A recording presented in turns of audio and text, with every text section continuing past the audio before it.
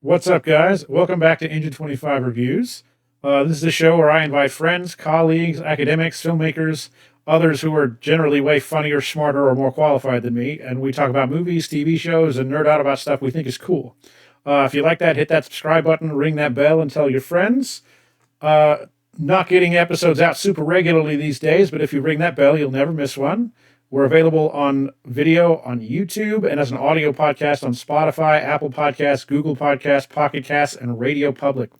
Just search Engine 25 Reviews on your favorite service, no space in Engine 25, or hit one of the links in the notes down below. My name is Brandon. I'm your host. You can find me at Engine 25 on all the things. Sometimes there's an underscore at the end. Today we're talking Star Wars: The Acolyte on Disney Plus. But before we get there, here's our guests. The most of the regular Star Wars crew. We got Adam, the trading card non-expert, and Chase McCallum, who's the power of Manny, which I don't really. The power of many.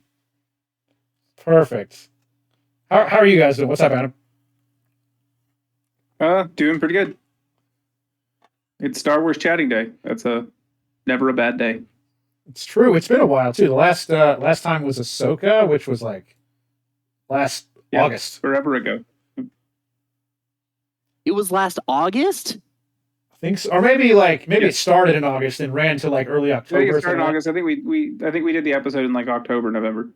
Yeah, well, we would have done it at the end of the season. I think it started mid-August and it ran for 2 months or something. Jeez.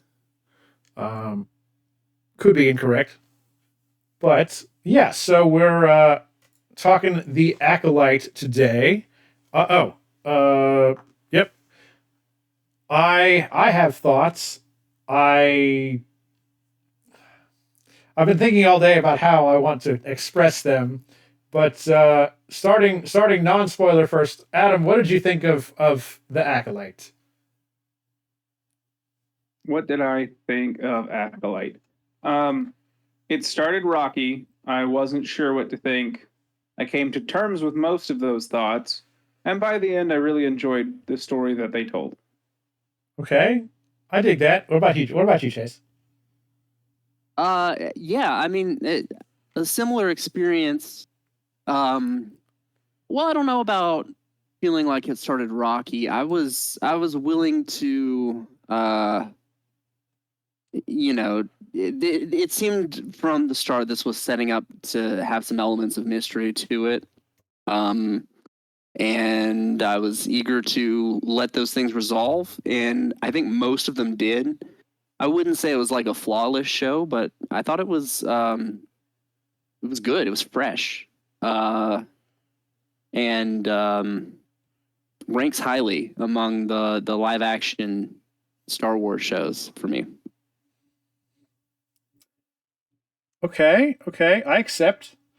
I okay, so and in general, this show has been fairly positive on the Disney Star Wars shows, just as a rule, right? Like just like not well rules, but not like you know we all walk away with. In general, I really liked it.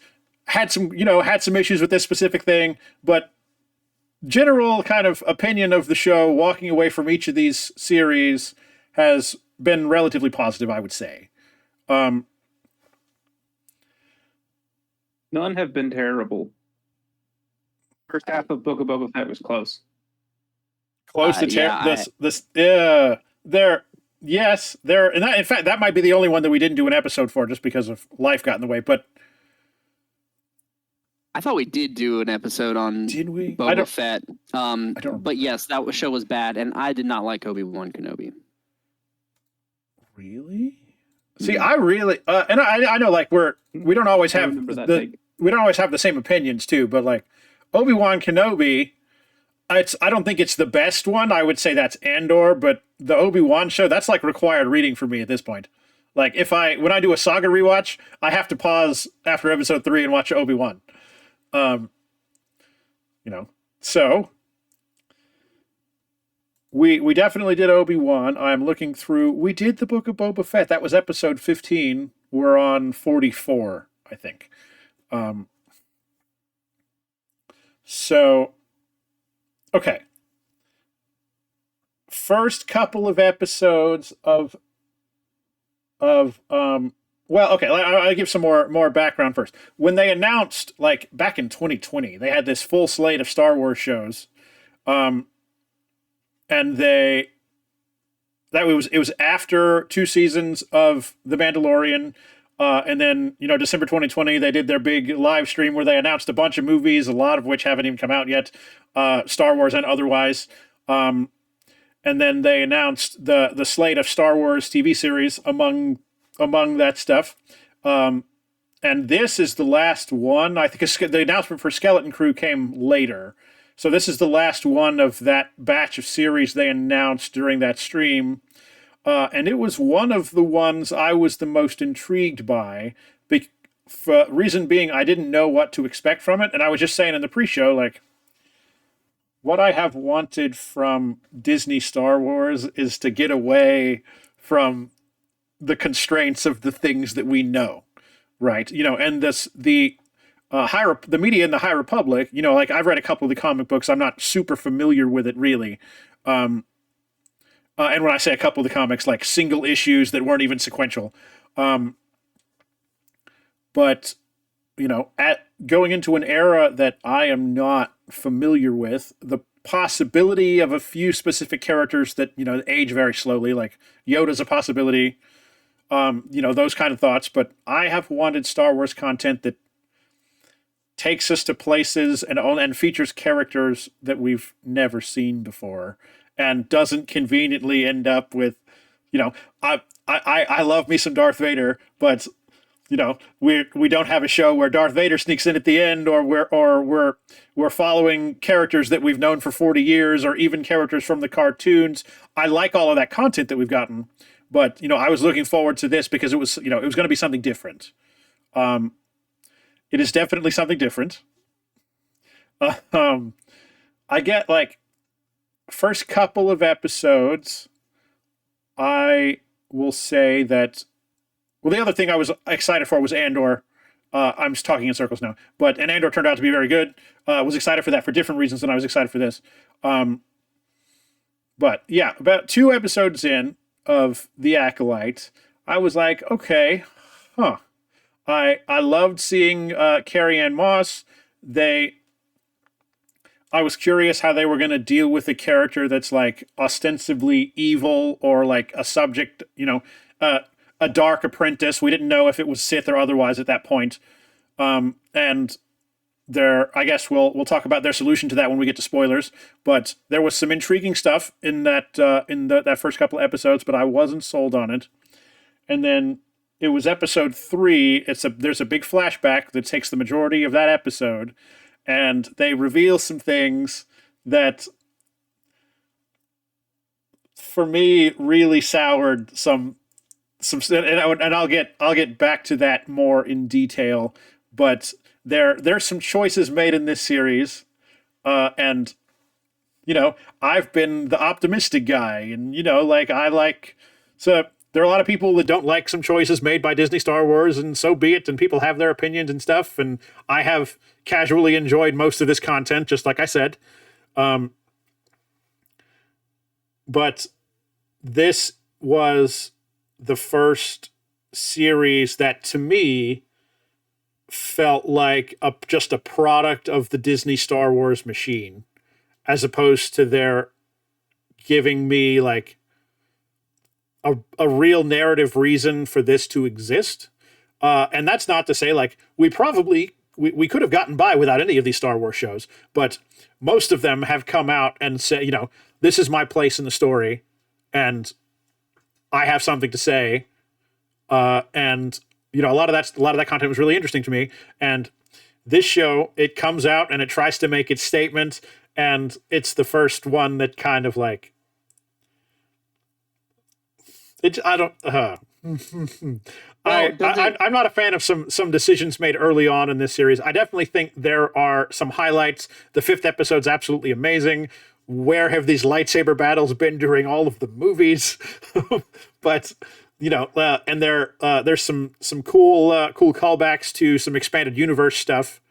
That again, I don't think we needed. Wasn't asking for them. but if they drop, a reference to a specific item or what have you that we're aware of, I'll go like, oh, hey, that's cool. Haha. But like, I don't know. I think I'm pretty disappointed by the Acolyte, and maybe you guys can. I've been very busy. I haven't had a whole lot of time to think about it since it ended. But maybe you guys can shift me on that, and I would love to hear your opinions and maybe cheer me up a little bit. Like I was the guy I've defended The Last Jedi for 7 years, and this is. There's definitely been some ups and downs. Like I enjoyed the Solo movie totally fine. I would also say that that's part of the machine, but we didn't need that movie. It's all right. I enjoy it. I don't know that I'm going to go back and watch this show. And that bums me out. Chase, it looks like you got something to say. Go ahead. Yeah. So first off, I'll be right there with you defending The Last Jedi. As far as this show is concerned, you said something that that I agreed with at the start of watching this show, particularly in the first episode or two, which was, what is its place in the narrative? What does it have to do with anything? And I wanted to give it the benefit of the doubt in that respect, because I welcome something that is kind of able to be its own thing. Absolutely. And if it can surprise me and plant its flag and say, right, this is why I'm here, I am all in for that. Well, and so, I think that it did do that and carve out kind of where it's going in the narrative of, the Skywalker saga, right? The core Star Wars story that is the reason that, that we care about what happens to any given character or any given faction or anything. And its place, I think, is in telling the story of how the Jedi find themselves in a diminished position by the time of the prequels, such that they're like, yo, the Force isn't working for us like we're used to. We're supposed to be able to see the future. We're supposed to be able to like call the shots here, and it's not working for us.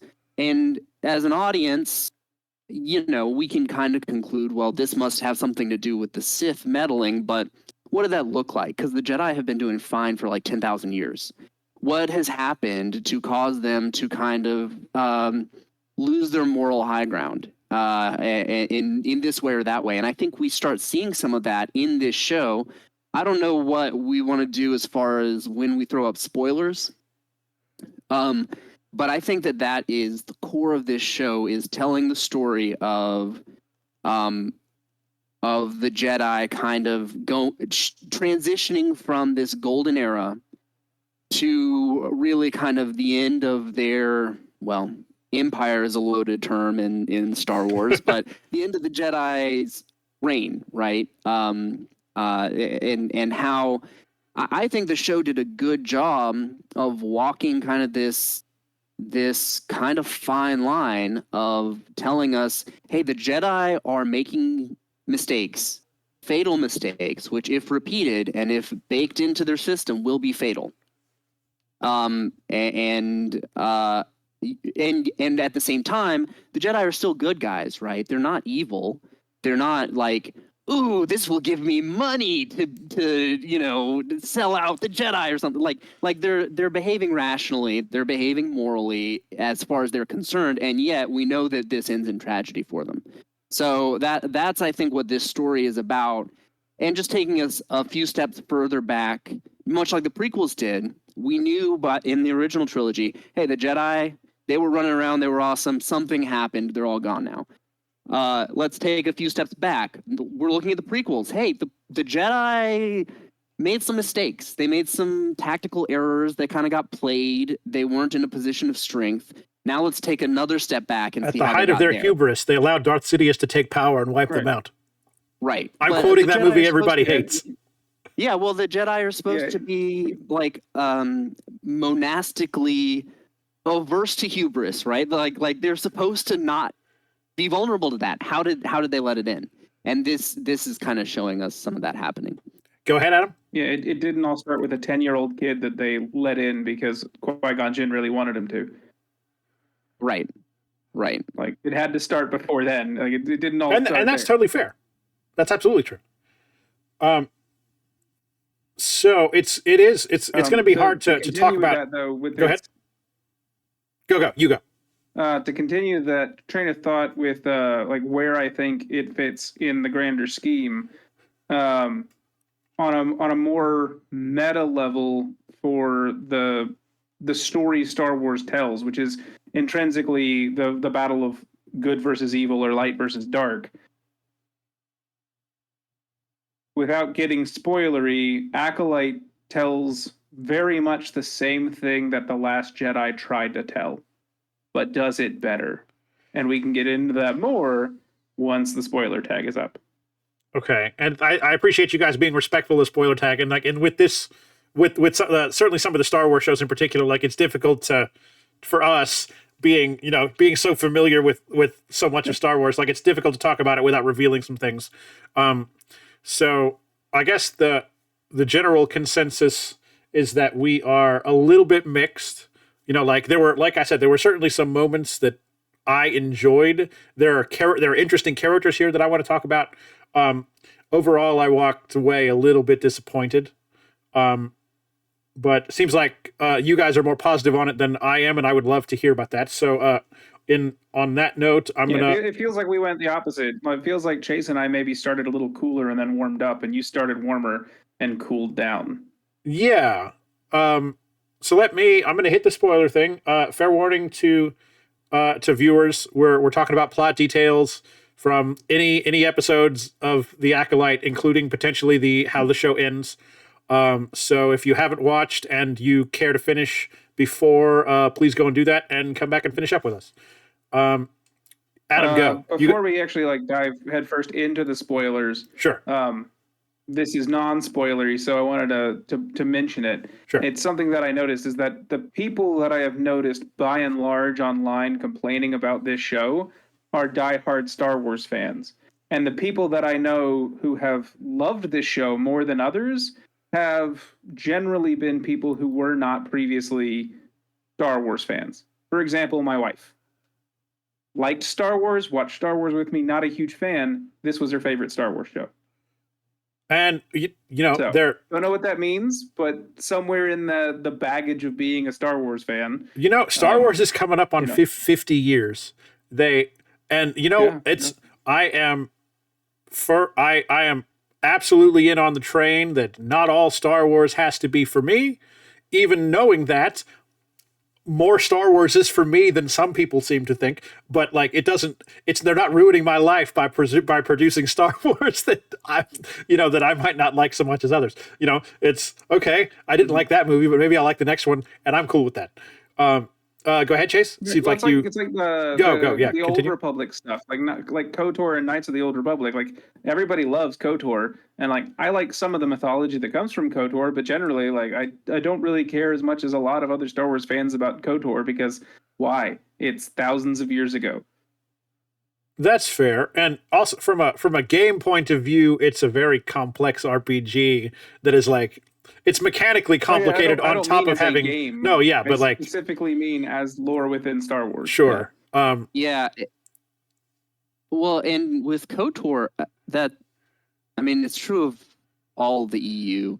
Star Wars had a pretty fast and loose relationship with its canon before the Disney era, where it was KOTOR doesn't exactly jive with this comic.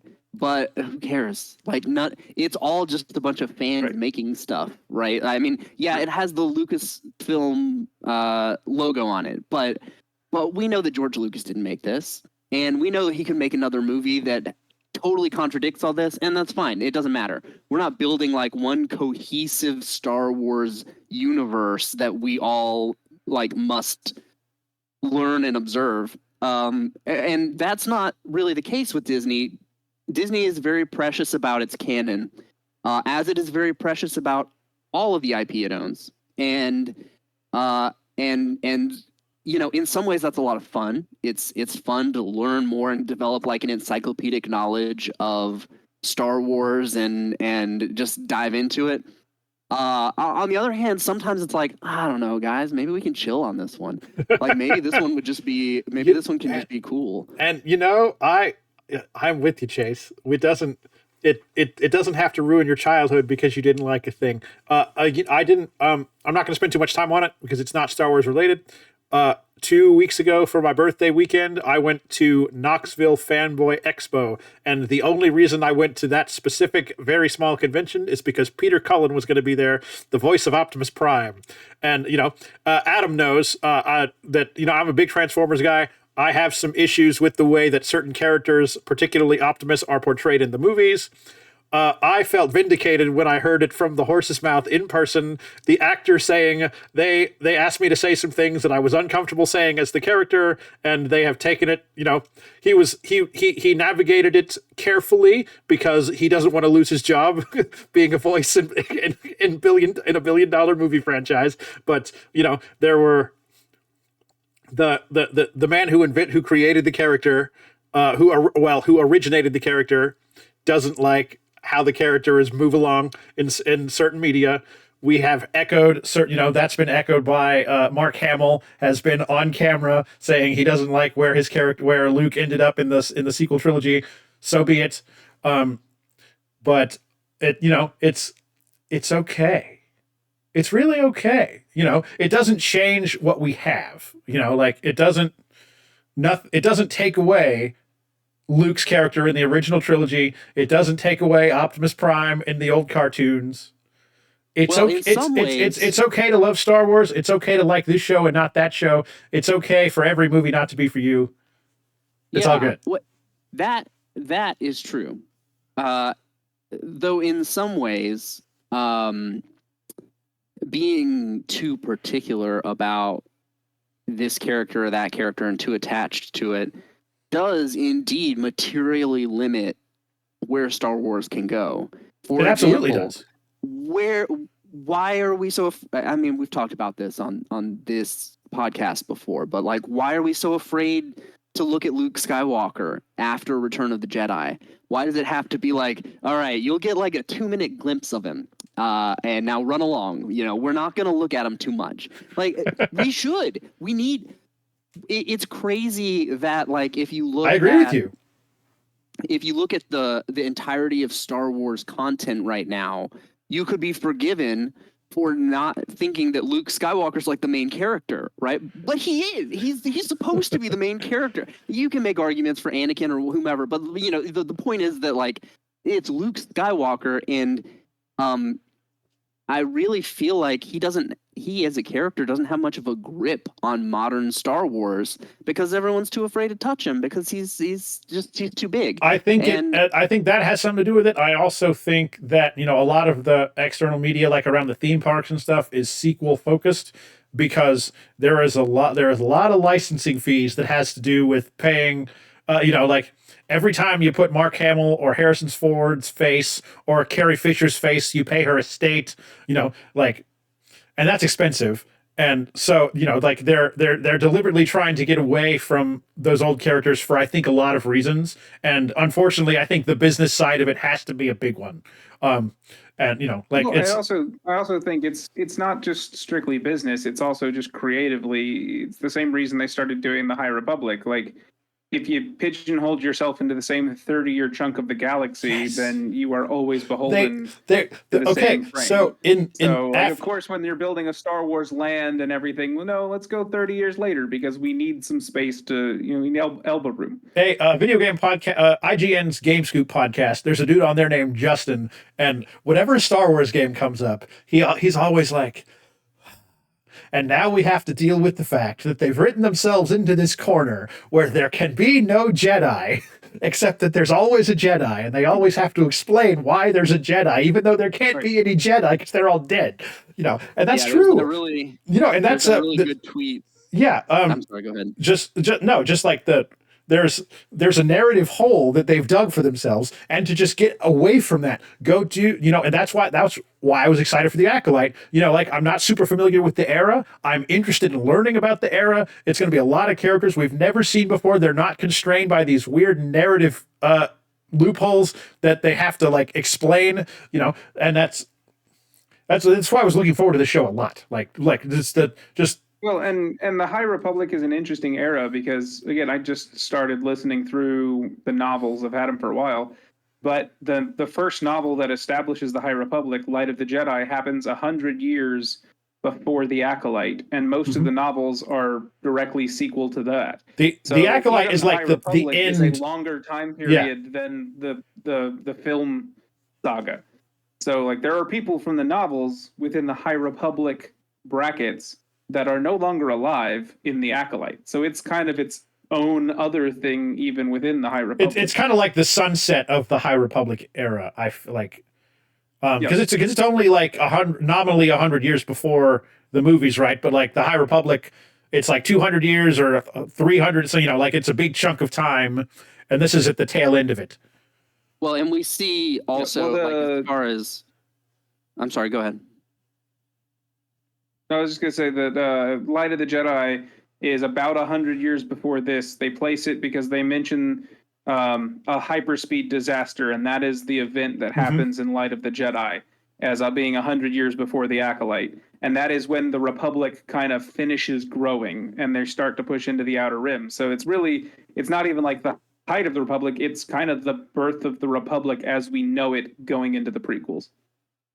Okay. Well, and we also know that, this is toward the end of the High Republic era because of the characters we see, right? Like we know that Darth Plagueis is immediately preceding Darth Sidious, so we're there, right? Like we're at the prequels almost in terms of the grand history of the galaxy, right? Like we're upon it. So the High Republic is in its last days, and we are entering into the era of a very sick republic that is ripe to be overthrown.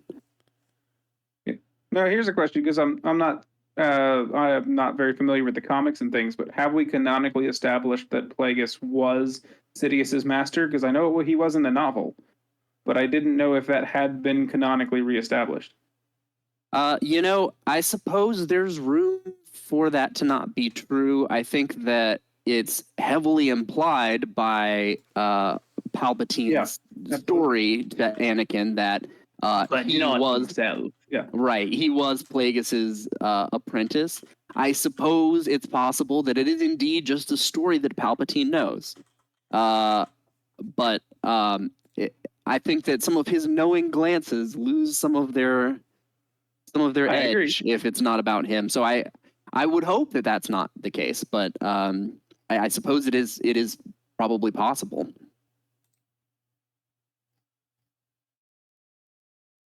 I am looking at the Wikipedia on the canon tab for Darth Plagueis. And Darth Sidious is listed as his apprentice. And I'm going to click on the source. Does it say what the source is? Darth Sidious biography in the databank. So it's apparently listed in the Star Wars databank. Wikipedia up until a month ago. True. So, you never know. It's canon until it is contradicted in canon. So how about speaking of Darth Plagueis? How about having him for 11 seconds? What's up with that? I mean, I thought that was probably primarily fan service, but it did serve some function. I disagree. I disagree. I mean, I liked it. I think it gives some legitimacy to the notion that was somewhat ambiguous that the stranger is a Sith, like a true proper Sith in the Sith lineage. He's got the Sith stamp on him, right? Like it lends some credence to the idea that we are dealing with the Sith that you're gonna see soon in the Star Wars films. You've heard of those, right? So I think that his presence there does that. The reason I say it's probably mostly fan service is he could have shown up in season 2 and accomplished that, the fact that he's there in season 1 is to say, buckle up, guys. Like there's more to come, right? It's a message to the fans. So I don't have a problem with that. I don't think it distracts from anything. I don't think it's a bad thing, but I don't think it serves a whole lot of a function. Like, if they make a season 2 and you watch both seasons, I don't think there will have been any reason for him to have appeared when he did. Okay. Adam, retort? I mean, I guess he's not. He doesn't really have to be there in season 1, but I think it does make more sense than just giving credence to the stranger being potentially a Sith Lord, because the thing that we know, the one little thing we know about Darth Plagueis, is that he was interested in using the Force to create life. So it would be absolutely on brand for him to be obsessed with the sisters. Like, that is his thing. And here's the counter. I mean, this is all speculation in my own brain. Is he associated with a stranger, or is he just sneaking around?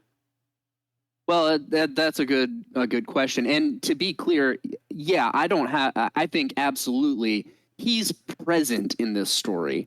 I'm just saying, us getting a glimpse of him was for us, right? That was just for fun.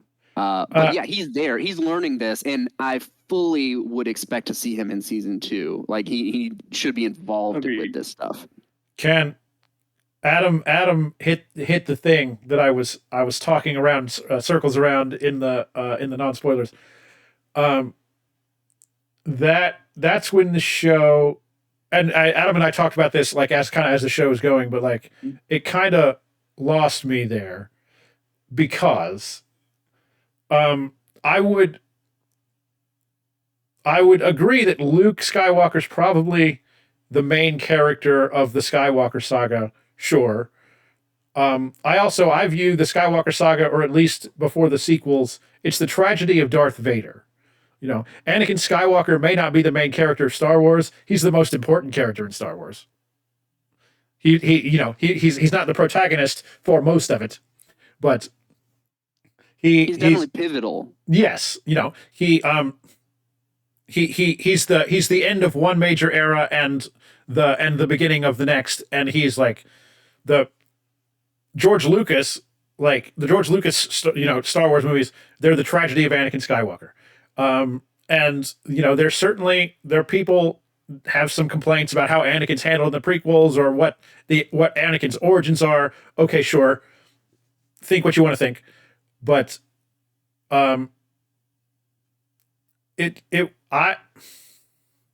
revealing that the twins, May and Osha, the main characters, but they're both played by Amanda Stenberg in The Acolyte.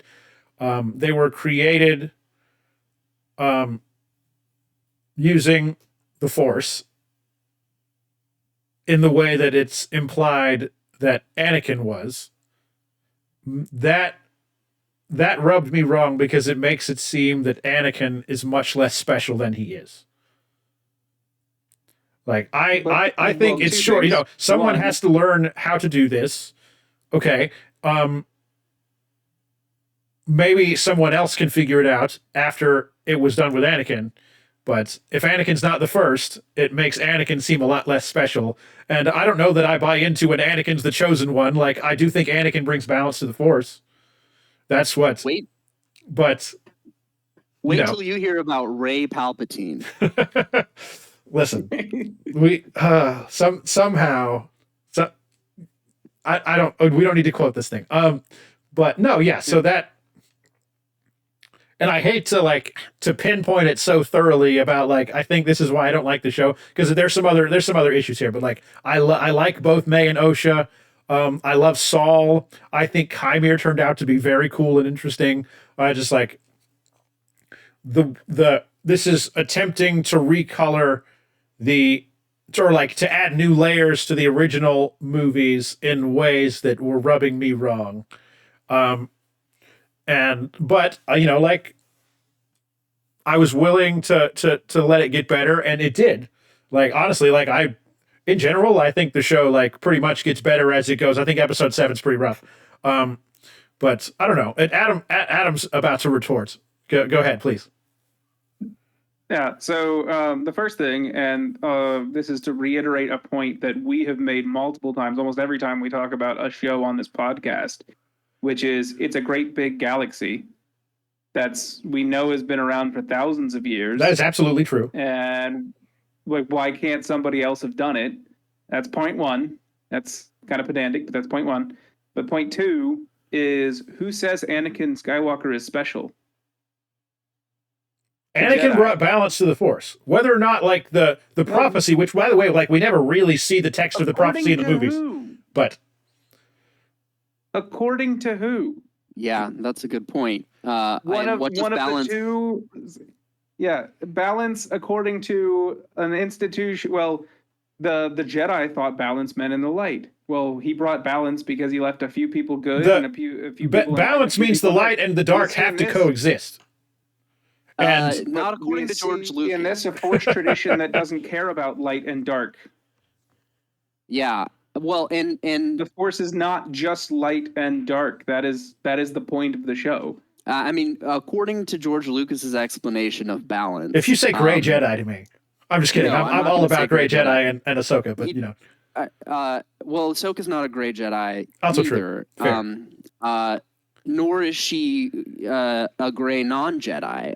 George Lucas describes it as the light side is balance, and the dark side is imbalance. You don't have a balanced Force because you have 2 Sith and 2 Jedi.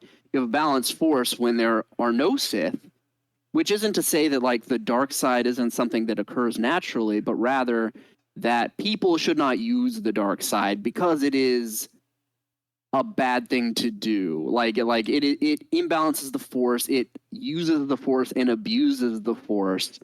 Okay. The Force is like life force, life energy, and the dark side is like death and destruction, and it is a misuse of the Force. So it is imbalanced. And maybe that's where you're where I'm not explaining myself clearly, because like I think you are right.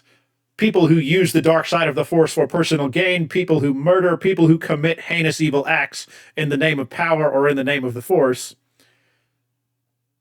that's obviously a problem, right? Like those people should be dealt with in an appropriate way, but you follow that up with another point, like the dark side of the Force is a naturally occurring thing. And it's, like death and destruction happen in nature, and and that's the balance. So like the dark side, like Anakin in the prequel trilogy, Anakin left the Force in darkness, and then in coming back to the light,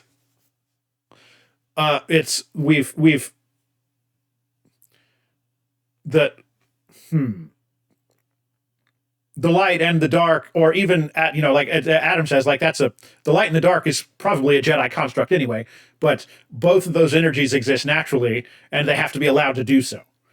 Because when it goes one way or the other, if the light tries to prevail too heavily or becomes too encompassing, like the Jedi lose control of it. If the darkness takes over, we get 30 years of the Empire. Both of these things, they have to exist, and there's an ebb and flow, and they it's like they have to coexist. I absolutely agree with your point that like dark side Force users are evil and they commit evil acts in the name of achieving power, and we can't allow that. But that doesn't mean that the dark side isn't present every day. Well, right. Yeah. So we see a little bit of like the in the Mortis arc in the Clone Wars, we get a little insight into some light side, dark side in nature. Mm-hmm. Which, as a refresher, there's the son, and there's the daughter, and there's the father. And the son represents like chaos and death and selfishness, and the daughter represents life and selflessness and kind of more order.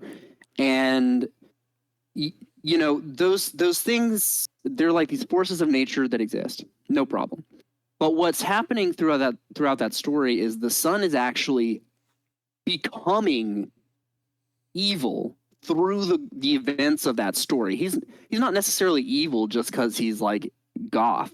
He's evil through the course of that story because he's trying to seize power. He's trying to defeat his sister and supplant his father, and like that is the problem. And to put, I guess to contextualize that, it would be like, okay, death, yeah, is a natural part of the universe.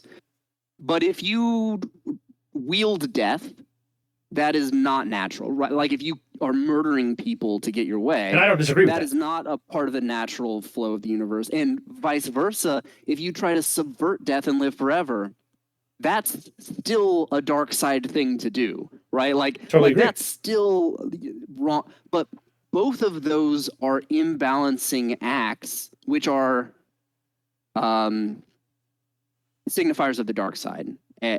Jedi would do neither of those things, or a light side user would do neither of those things. And so that's why the light side is balanced, because the light side respects the balance between the naturally occurring light and dark aspects of the universe.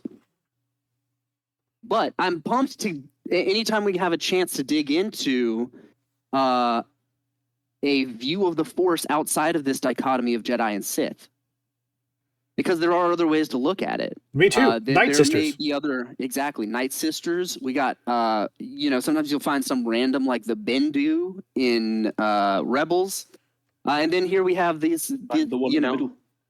Yeah, exactly. And here we have, a Force cult that is very similar to Night Sisters. There can be many different ways to observe the fact that there is some kind of power in the universe. And so I think that's pretty cool. And I don't have a problem with the Sith cribbing some of their techniques, right?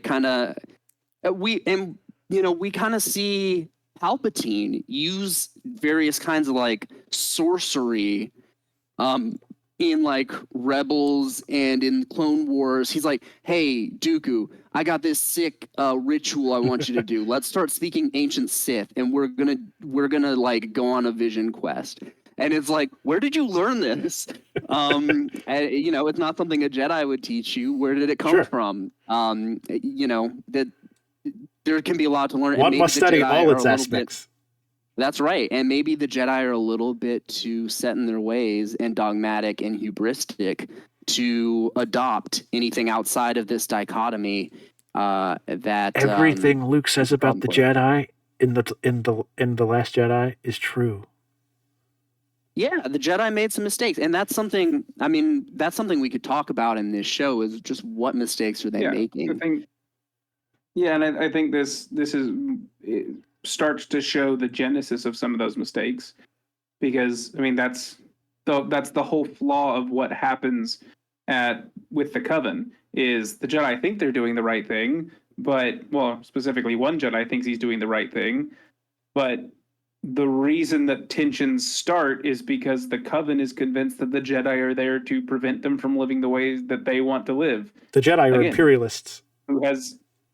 Right. Why do the Jedi have a right to do that when, from everything we've seen, nothing points that they are bad people? Yeah, not to put too fine a point on this stuff, but maybe the viewers at home can connect the dots between what happens in this show and real life, where you have some keepers of the peace show up at these people's house, heavily armed and ready. I mean, are they going to use those weapons? I don't know, but things escalate, right? So someone misinterprets, someone zigs instead of zags, and someone gets killed, and things go very badly for a lot of people. I mean, it seemed to me that Soul was under the impression that these Force witches were going to like sacrifice the children in some way. Were they? I don't know. I think it's ambiguous. I think that the word sacrifice was used by Mother Anastasia, and then the Osha was talking to Soul and repeated that word sacrifice, and he took that to mean that they were part of some ritual sacrifice. And so when Mother Anastasia turns all dark smoke, he's like, oh, this is it. This is the sacrifice thing. And he stabs her. And, was she doing that? I don't know. It's unclear, but we didn't it ask seems her a little questions. I think like it's pretty clear that was not their purpose. it's true. It's It's clear to us as context. it's clear to us as the viewer, but if anything, to get into Soul's head for just a minute, like the fact that there were only the 2 children there might seem a little bit sus. Where are the rest of the children? Why are there not more young people? And I think that had probably had something to do with it. But his flaw was in not even trying to understand. Exactly. No, I totally agree. Yeah. Yeah. They walk in and they make assumptions. He was like, "Oh shit, they're gonna kill the kids. We gotta stop it." Like, well, they didn't kill the kids. Right. Yeah, well, and I mean, this show like walks that line of like, look, no one here in this situation acted maliciously, right? But this is just what happens like when tensions are really high and everyone is armed to the teeth with the Force at least, but also with lightsabers and other weapons and stuff. And it's like, yeah, there's a high propensity for this to go south, and it does. And this is a connection to something that becomes a problem for the Jedi, which is that they become warriors. They become they become military actors instead of like monks. And this is, maybe that sort of trend in its infancy, where they're just showing up, they're just making a house call, right? They see something going on and they're just checking it out, and things go bad and they end up discharging their service weapons. But this evolves over time and becomes something where it's like, hey, Jedi, we actually need to call on you to do this over here too, and actually we need you to do this to like this planet, and to this rival, political faction, and obviously that doesn't go well for them. That's not what they're built for. No, they're intended to clean up trade disputes. That's what the Jedi's for. Well, sure, but like through negotiation, right? Negotiations with a lightsaber. Yeah, sometimes aggressive negotiations. Adam, thoughts? Anything to add? no, I mean, I agree. I think it's the important part to me is to notice that in all of their interactions with the Coven used abilities that by Jedi standards would be considered using the dark side, but they generally only use them in self-defense or in an attempt to de-escalate, which is the same thing the Jedi did with their powers of light. Whether it's like taking control of the Padawan, yes, it's a show of force, but like, all right, you just walked in with laser swords. I've got to de-escalate this in my own way. Or after the Jedi come in at night, they take over the Wookiee. They're like, again, technically in self-defense, but it's something that the Jedi would call the dark side. Right. Well, and I think they would call used anything it in a way that the Jedi would use it. I think they would call anything the they Jedi don't actually know. in self-defense. Yeah. I think they would call anything they don't know or understand the dark side, because they view themselves as the sole proprietors of the light side. So anything outside of what they know and use must be the dark side, right? Yep. And yeah, I mean, even like the possession of Torben was like, all they were doing was trying to get them to leave. They were like, Torben, you really want to go home, right? Could you do that, please? Could you go home? Did you want me to help you go home? Could you go away, please? And that's it, right? They're not like, now we're going to make you a sleeper agent to kill all the Jedi when you get back to the temple. Like, they're not doing anything like that. They just want them to leave.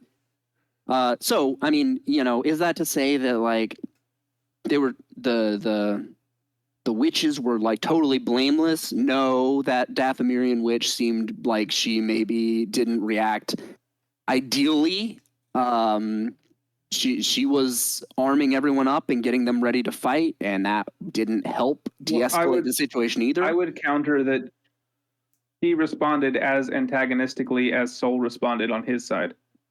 Yes, I mean she's definitely looking at the situation like they're going to abduct my children. They can abduct these hands, and like fair enough. Yeah, that's very reasonable. If only they could have communicated better. We are not just here to abduct their children, but also if only they could have communicated with their actions better, that they weren't just there to abduct the children, because they sure were like, hey, look, if we want to take these kids, like we're gonna take the kids. Yeah, like we're gonna have them come take this test, and then we're gonna take them if they do well. Like that wasn't. Maybe it's not a very. The Jedi catch some flack for that practice on the internet. Well, I mean, that's reasonable. That speaks again to the hubris of the Jedi. They're like, you can't deny that it is our right to test any child that might have abilities. Right. Like says that. Like, yeah, like we have a monopoly on Force users. They give them to us. We own them, and that's not great. I don't know if that's always how it's worked with the Jedi Order, like from time immemorial. I don't know if they've always cared so much about it being children. Kimir indicates that maybe that's not how it has to work, right? Like maybe you can learn to use the Force as an adult. Maybe this whole process of taking children away from their parents shouldn't be the way that we do it. Yeah, and I mean, I never want to lionize. Acolyte does make it sound more voluntary than it sounds by the time we get to the prequel series. Really, like it did sound, because they were asking, "Do you want to be a Jedi?" Which, how do you ask a toddler, do they want to be a Jedi? Right. But that raises its own questions. And we do see scenes in of very young children being taken in closer to the prequel era.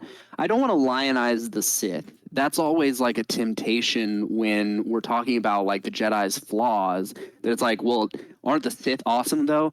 No, the Sith are much worse than the Jedi.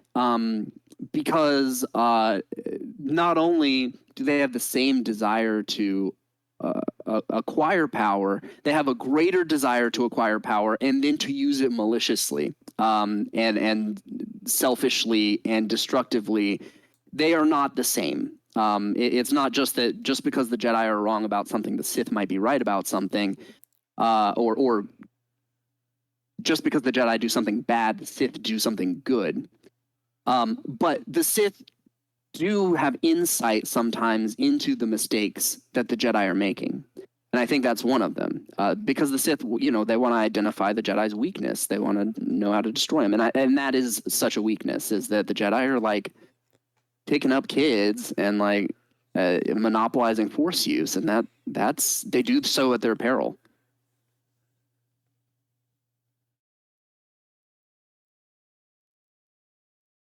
We're talking about Force users and Jedi, Sith. Do we think that Kymir is a Sith practitioner, or is he some other user of the dark side of the Force? And I ask because, like when they first encounter him, and he says something like really like non-commit or like indirect, like you might call me a Sith, which could mean that he is a Sith, or that's just what the word that the Jedi would have for someone like him. He's definitely a user of the dark side of the Force. Would he consider himself a Sith or a member of the Sith religion? Because that's never clearly stated after that. Yeah. he also parrots the same line that the Coven of Force Witches use, which is that the Jedi don't want us to live our lives the way we want to live them. And the fact that besides the one line where he says, "You might call me Sith," he's otherwise non-committal to that phrase, makes me think, why would you dance around it if he was actually a Sith? I agree. And that's I don't think we have enough information to say. Like, I'm inclined to say that he's probably not. not. The Jedi, you don't want to say it for sure. Yeah. But once he's got her back in his little coven, and she's like, "Who are you?" He could be like, "Well, let me tell you about the Sith." Holds out book. Yeah, I think that the Sith is a little bit less formalized than the Jedi, right? It's kind of like, I mean, well, the Sith, it's a religion, but it's also like there haven't been known practitioners of the Sith for some great length of time, even at this stage, right? So that's right. And that's why the Jedi don't immediately call him that, because they think the Sith are extinct, just like they did in the prequels. Sure. And I mean, we don't have a lot of insight into the Sith relationship outside of, like, between Master and Apprentice, outside of Darth Sidious and his apprentices. And what we see from that relationship is that Sidious is mostly pretty withholding of his knowledge. And how he acquired the knowledge he has, we don't really know. But like in a lot of the comics, he'll be hanging out with Darth Vader and he'll be like, "Oh, hey, Darth Vader, I know about this cool Sith thing that you should go check out and learn about." And it's like, where did you learn? How many more of these things do you know about? It doesn't seem like you really taught Darth Maul very much, except maybe to be real good at lightsabers. It doesn't seem like you really let Dooku in on most of your like Sith secrets, right? Like, we don't know how any given pair of master and apprentice work in the Sith. We've only ever seen one master, and he doesn't seem to be really forthcoming, which might be wise of him, considering that Darth Plagueis maybe didn't teach him everything, and now he's kicking himself that he killed Darth Plagueis before he learned everything, right? So like, maybe this is prudent of him, but that's not necessarily how every master and apprentice relationship works. Sure. And it's not, so which is to say, it's not always the case that the master even has a wealth of knowledge. He might just be the guy who killed the last guy, and that's it, right? And a lot of knowledge was lost in that process, which is what happened between Plagueis and Sidious. So it could be that Kimir is just out here like winging it, and Plagueis is learning from him, or it could be the reverse. We don't know how old Plagueis is at this time, or who's the master and who's the apprentice. It could be that Plagueis is the master, and Kimir is trying to find an apprentice to overthrow his master. And that old song and dance, we don't know.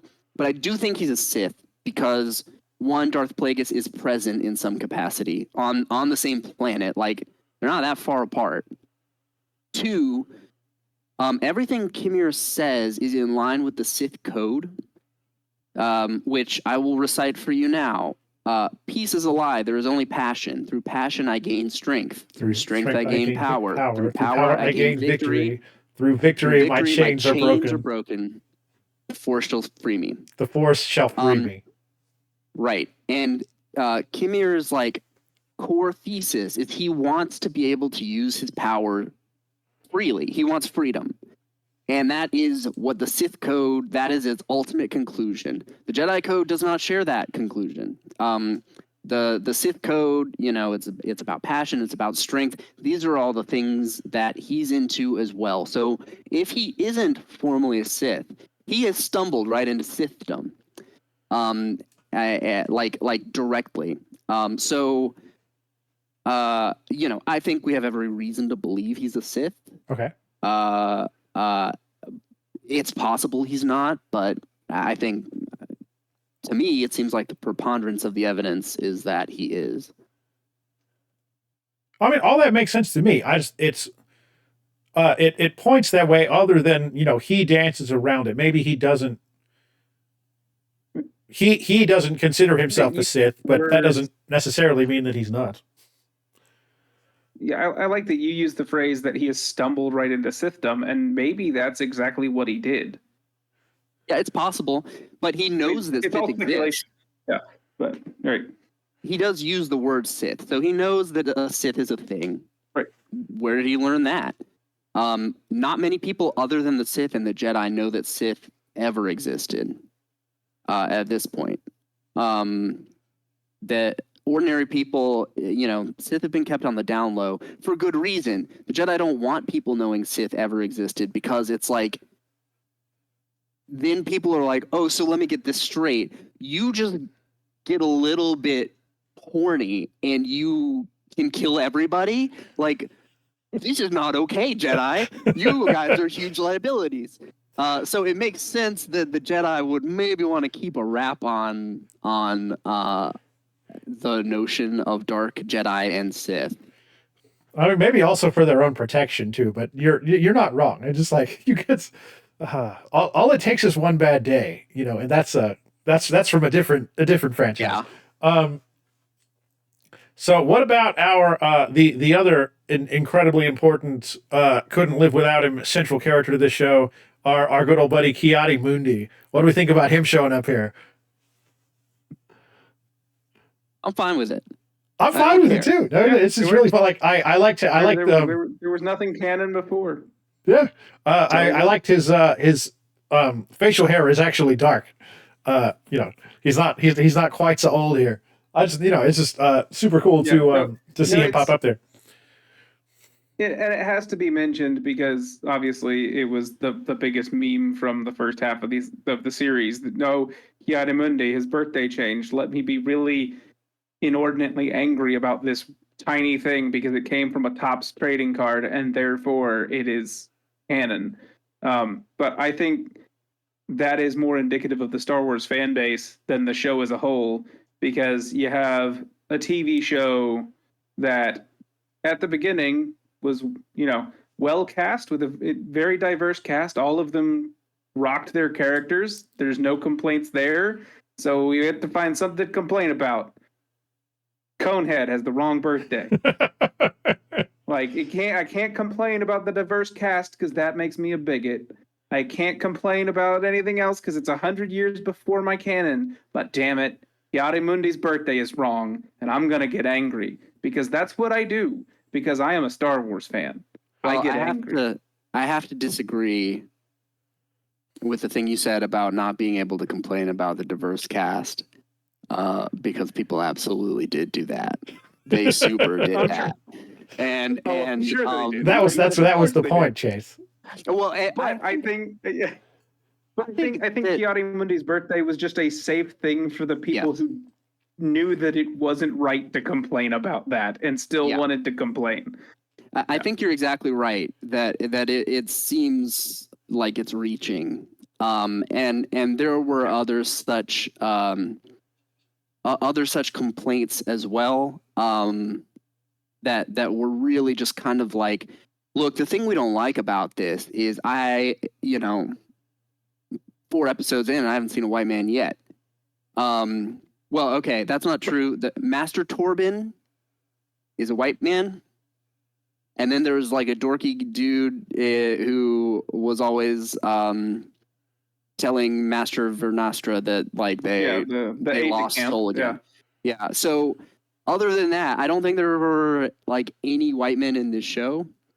And I didn't find myself like missing the white men. I wasn't like, where could they be? Not a white man. Yeah, well, he's got a cone head, so that makes him diverse. But I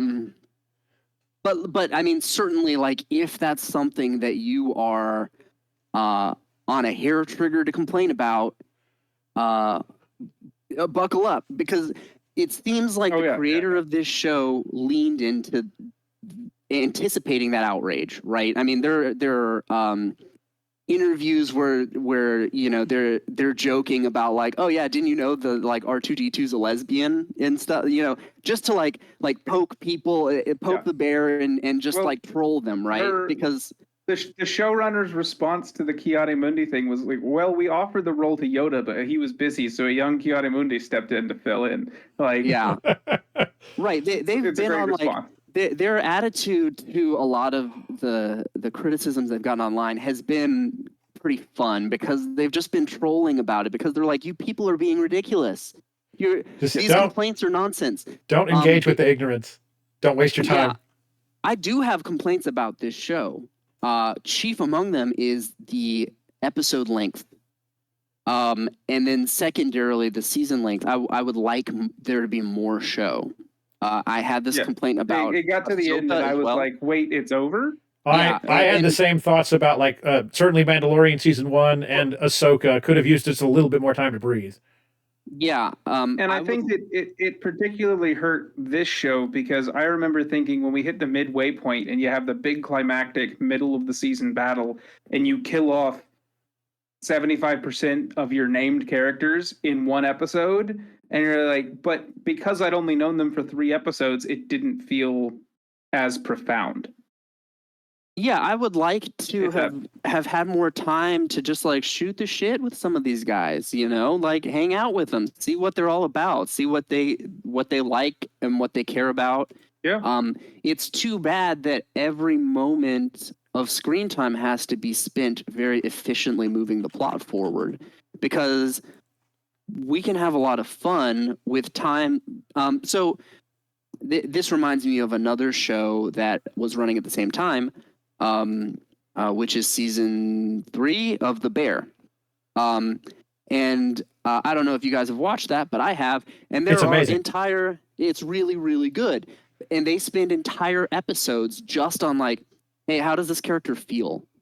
Hey, let's do a flashback of this character. The season premiere is like, the premiere episode of season 3 is like 40 minutes. And there's like 3 lines of dialogue in that whole episode. Like right, and it was powerful. Yeah. And it tells you about this character. So then when something plot related happens to this character, it means a lot more to you. There's another whole episode that was a flashback to like one of the supporting characters, like how she lost her job one time and started working in this kitchen. And it's like none of that moves the plot forward whatsoever. Not one bit. But it you know, you're spending time with this character, you're developing a relationship with this character, and then when something happens with that character later, it means something to you. And that would be... I don't want to spend a whole lot of time talking about other shows, but like that, you also get John Bernthal's character who actually passes away before the series begins, you know, so his appearances are kind of sporadic in these flashbacks, but he has this amazing conversation with this woman, you know, and the woman is a regular character on the show, but we find out like how she ended up working at the sandwich shop, and it's, you know, it's like she's going through a rough time, and she's just a delightful person who's had some bad luck, but she runs into this walks into this sandwich shop for a cup of coffee, and it changes her life, and it's you know that it's incredible.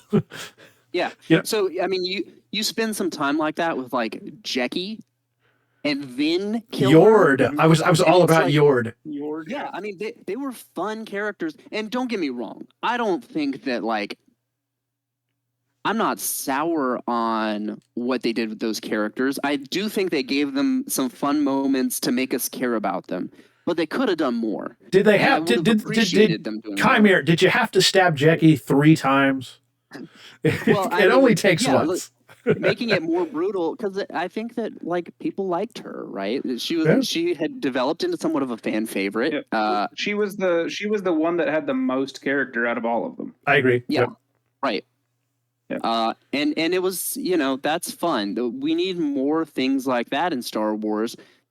Those are things that are, it's almost like a lost art where like you don't have characters like C-3PO in any of this stuff because you don't have time.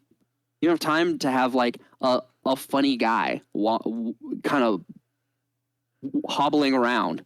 You don't have time to hear, you know, his little bickering with his droid husband, R2D2, right? Like, and for R2D2 to just be on screen beeping. Like, if you had that in this show, you'd be like, come on, how much beeping are we gonna we had the here? pocket we gotta droid. keep it moving. We had the pocket droid, but like barely. Yeah. And we did have Ki-Adi-Mundi. We had Ki-Adi-Mundi. We We had the had time back for of that. Yoda's head like you wouldn't believe. His ears moved a little bit, and Yep. it was... He had more hair Yoda, than he's ever had baby! before. Yeah. It's... Was it significant that it was a green lady talking to a green alien? You know, here I thought this was a diverse show. You know, the Yoda cameo didn't mean anything to me. I don't care. I guess we'll see him next season, and that'll be fine. It's you'd expect him to be there, but I wasn't like, it's that guy. I don't care. I don't care about that. I mean, the only thing it does is it means that Yoda is complicit in whatever actions are coming next. Oh, so that's an interesting thing. And Adam, maybe you can weigh in on this from what you know about the High Republic stuff that you've listened to thus far. But it sounded like there were like 2 Jedi temples. There's one on Coruscant, and then there's the one that we spend most of our time with in this show, which is different. Which is not on Coruscant. Yeah, that's what I thought was going on there. So like Yoda's not in this temple, and this temple isn't necessarily keen to like loop Coruscant in on every little thing that happens. So like, I don't know if that's something you know anything about, like the 2 distinct temples. It seems like it is. In my 2 novels into the series, so not very far. There is a second temple that is on a space station in the Outer Rim, but it is, by my knowledge, destroyed before the Acolyte happens. So that would not be it. Well, and I could be mistaken in picking up that there were 2. That was just kind of what I thought. And I don't know that it's definitely like meant to be a different temple, but it is visually different. It's at least a different physical structure than what we see in the prequels. It's like a spirally kind of design as opposed to the big base with the 5 spires. Right, yeah. I'm trying to do some quick research. Yeah, it seemed like this was kind of like a secondary temple, and Vernastra was kind of like in charge of this one, whereas Yoda would be in charge of like the main, or whomever is. I don't know if Yoda's the Grand Master at that time or not. Well, all I know for that is that he is obviously very highly respected, and even by the time of the High Republic novels, 100 years before this show, they already talk about Master Yoda as being one of the premier masters and still focusing on younglings. So. I'm interested in moving forward the lessons that Yoda and the rest of the Order, but I mean Yoda personifies the Order. I'm interested in the lessons that he takes away from the events of this show. It seems like in many ways they will take away lessons that end up being their undoing, but I'm interested in just what those are going to be, right? Like, oh, hey, we made a mistake by taking Osha in as like a 10-year-old. No more of that. And then, you know, Anakin comes along and they're like, no, not Anakin. We've done this before. Well, speaking of like 10-year-olds, we've done this before, and back to Brandon's point of the twins being conceived by the Force. One thing I noticed, sorry to like skip to a parallel rail, is that never in this series did somebody mention prophecy. That's true. So ostensibly in the prequel, there's a prophecy that there's the one with the Force who's going to be born of a virgins in the Force and bring balance to the Force. We did hear the word virgins. You mentioned virgins, specifically the planet, then a virgins just causes a spark of life. So, okay, there's a virgins in the Force here. It leaned into that might be why their mother was able to create them here. Not that this is just something, mix a couple potions and I can create life. No, this is a 1 in a million, the right power at the right time in the right place sort of thing that can happen. To make it happen, but they're finding it, and all these Jedi are there, and nobody mentions a prophecy that by 100 years later, just mentioning Virgins in person makes everybody in the council chamber go, "You speak of the prophecy?" Like, yeah. Yeah, so I could be mistaken about this, but I kind of had the sense that the prophecy was mostly nobody was thinking about it. It was buried and long forgotten, and Qui-Gon dug it up. And Qui-Gon was like the first like true believer in this prophecy, and he brought it to the council's attention. But that prior to Qui-Gon finding it, it was not something anyone was thinking about. I could be misremembering some of this stuff. It could not be canon anymore. I'm not totally sure where I heard it, but that was kind of the impression that I have right now of the prophecy, because the prophecy is all very vague. We don't know exactly what it says. We don't know who made it. We don't know how old it is. And even having seen all of Star Wars, most of that is never illuminated for us. We still don't know who the chosen one is. Is it Luke? Is it Anakin? What does it mean to bring balance to the never heard Force? the prophecy. Yeah. Right. So these are all things that are very vague, but I did kind of have the sense that Qui-Gon was kind of the person who dug it up, and ran with it, and that's why he was so gung ho about Anakin, and other people weren't really. But I could be mistaken about that. In any event, I guess even if everyone does know about the prophecy and they teach it in like Jedi Prophecy 101 at the Academy, they hadn't found the virgins yet. And I guess they still haven't like found it. They know it's around, but they haven't reported back to the temple that like, hey, there's a virgins here. I guess maybe they never do. I don't know. Maybe they do. I mean, time passed, right? But they kept a lot of what went on under wraps. So who knows? Well, I think the I don't implication that I'm reading into it is that maybe the prophecy was not written, read, foretold, however Jedi prophecies work, at the time of this show, which would mean that the prophecy is fairly recent. And maybe the prophecy comes into existence because of learning about Osha and May. Like, oh, this is a thing that can happen. Perhaps one day this will happen and bring balance to the Force. And again, it's speculation at this point. But just an interesting note that I caught hold of while I was watching the show.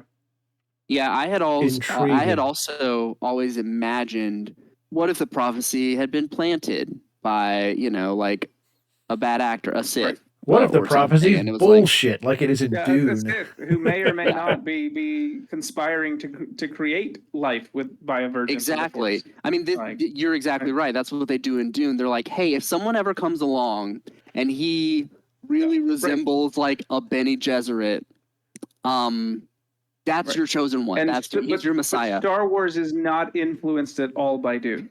There's no similarities at all. The other, the main character spends a great deal of his life on a desert planet. There's nothing. There's no politics in Star Wars.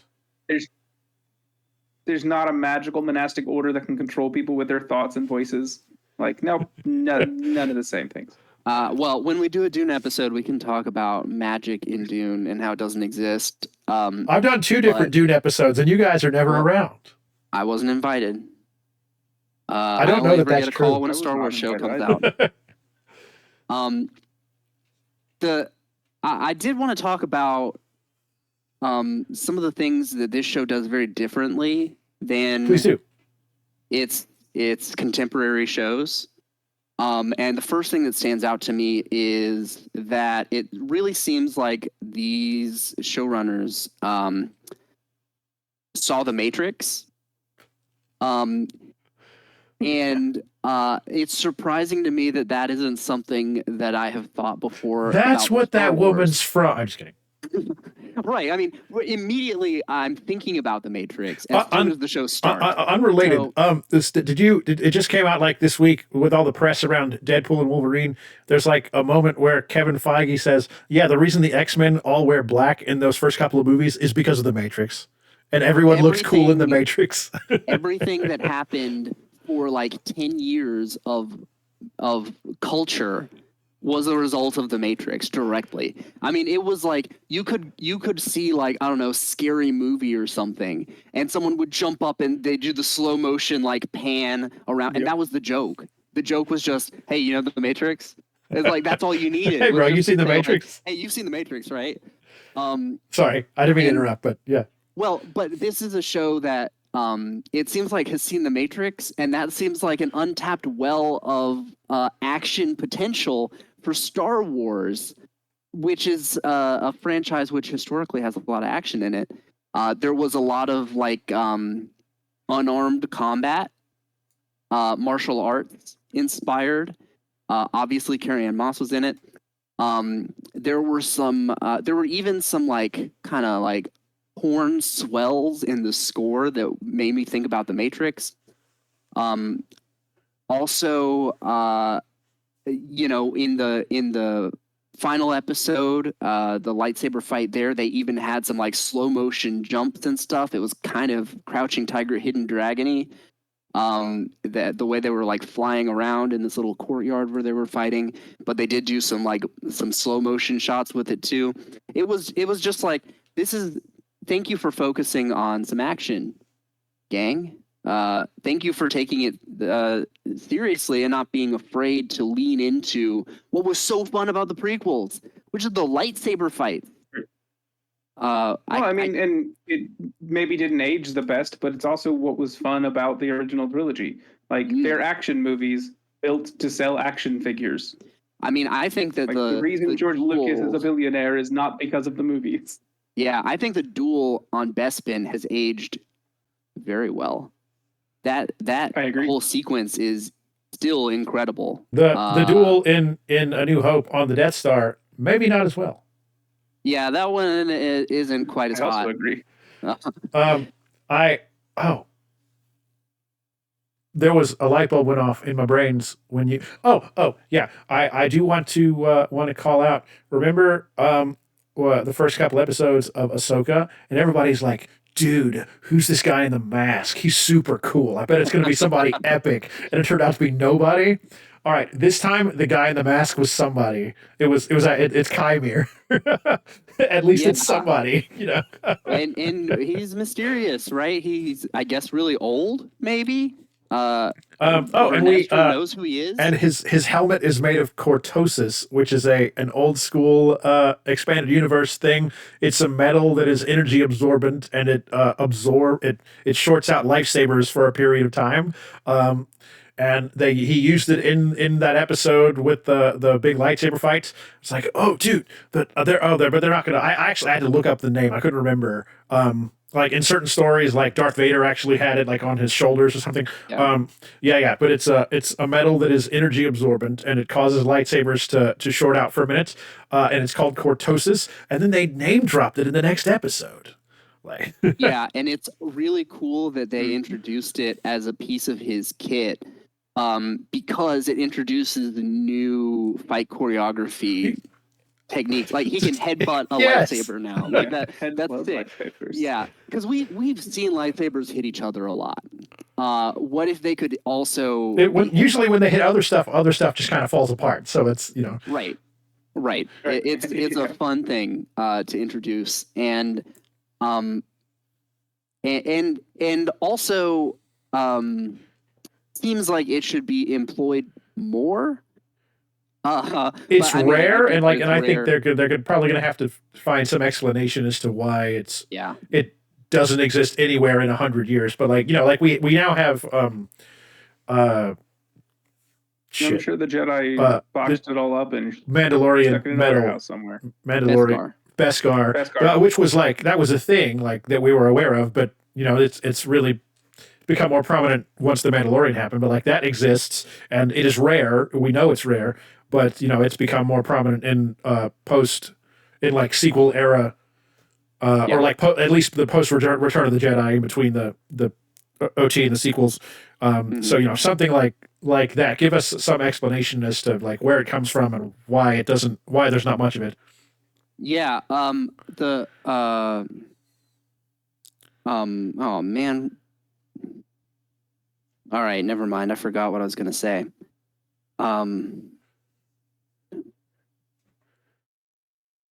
I thought it was cool. Oh, it also has like Magneto helmet. Blocks mind reading. Yep. Very cool. So that also seems like something that I don't know. At least like a couple guys should have. That's in the true. Empire. Oh, and some more to expound on your mind reading thing. That means it's like it is a physical substance that interacts with the Force in some way. Yeah. It prevents you from not only like reading minds, but specifically accessing a person's mind with the Force. And that's really interesting. Like some object that has a block off someone's connection to the Force. Exactly. Right. I wonder if you could like levitate a Cortosis helmet with the Force. If you can like pick it up, or if it just the Force doesn't affect it.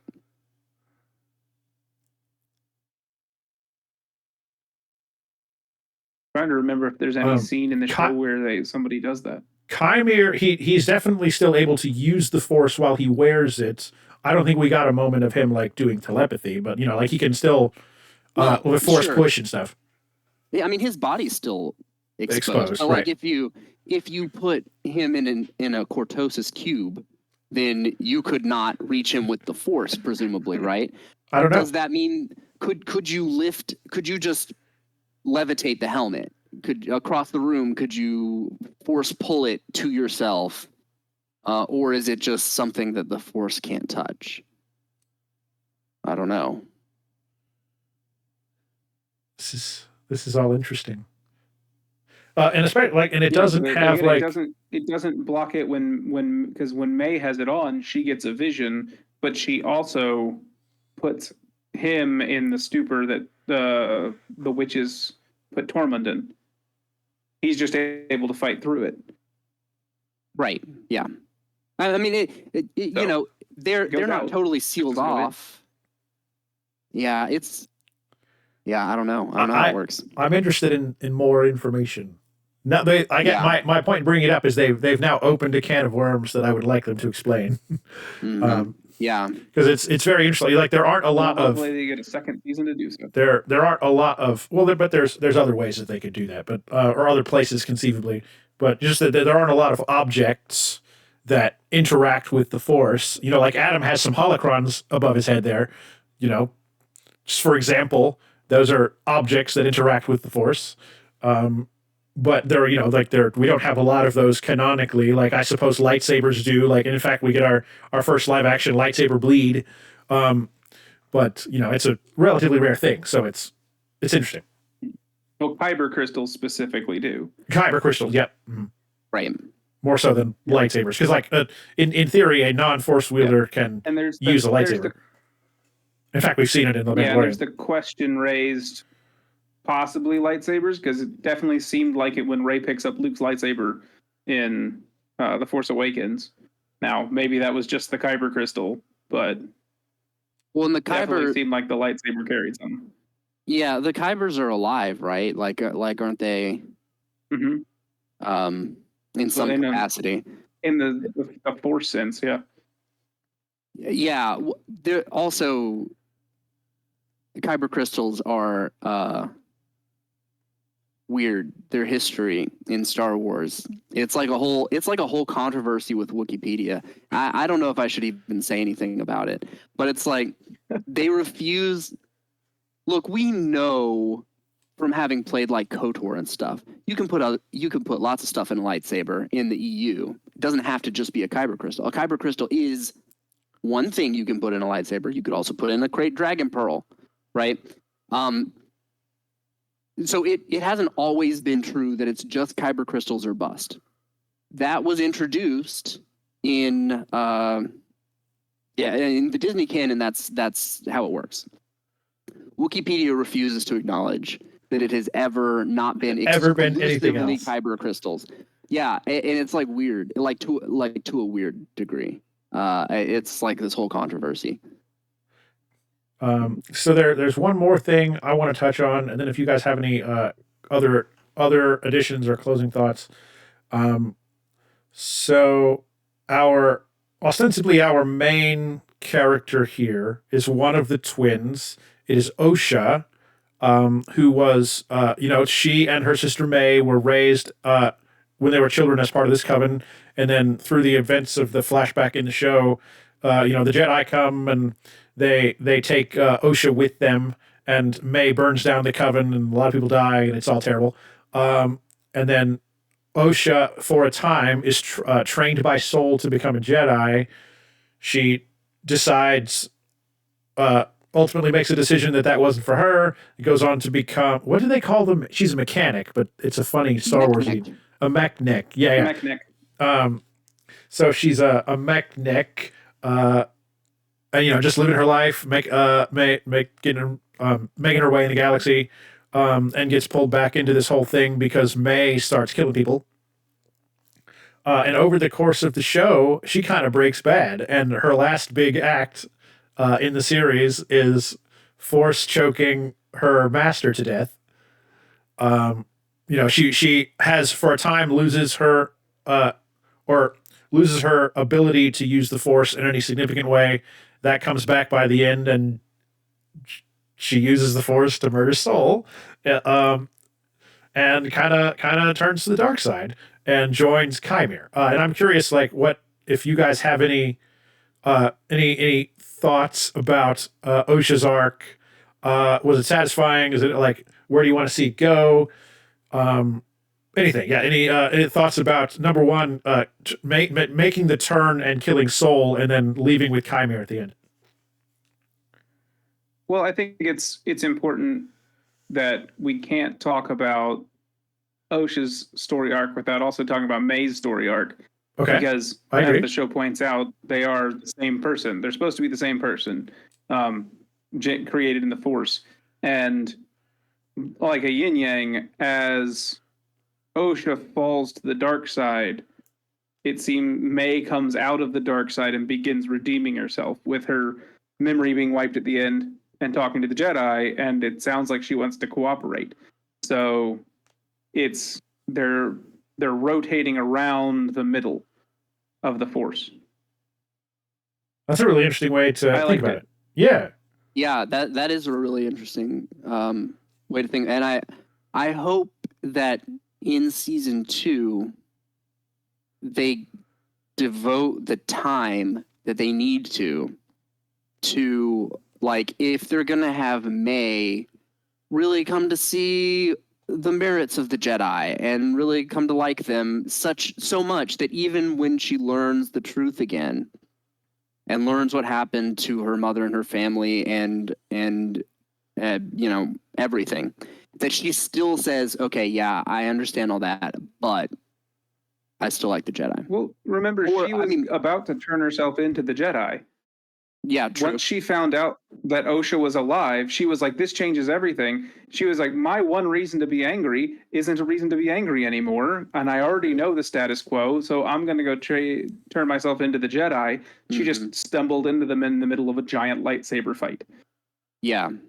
Well, I just I would like to see them dedicate more time to that happening. Maybe time of her learning from Vernestra about the Force and a different way to look at it, and seeing that, the Jedi do good and that maybe they made an honest mistake, that sort of thing.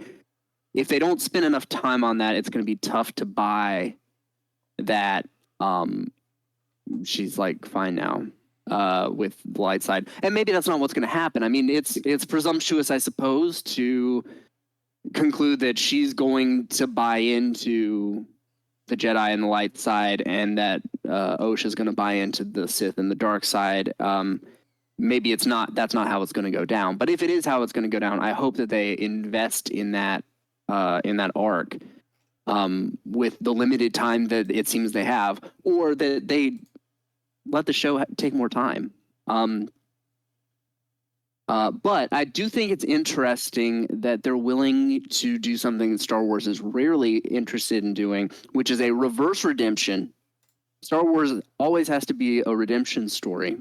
And Darth Vader, of course, is at its core. Let me hop in on that.